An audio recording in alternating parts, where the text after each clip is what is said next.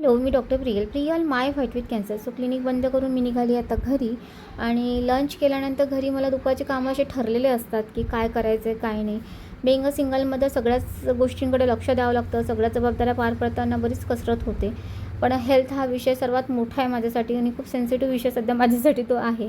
त्याच्यामुळे त्याच्यामध्ये कॉम्प्रोमाइज नाही करता येत आणि जेवढं शक्य होतं तेवढ्या गोष्टी मी माझ्या परीने करते. तर डाएटमध्ये झालेला हा सर्वात मोठा चेंज की मी मल्टीग्रेन भाकरी खाते आणि ती करण्यासाठी सगळी डाळीची मापं घ्यावी लागतात आणि मग ते भाजावं लागतं, जसं आपण चकल्यांचं भाजणीचं करतो तसंच.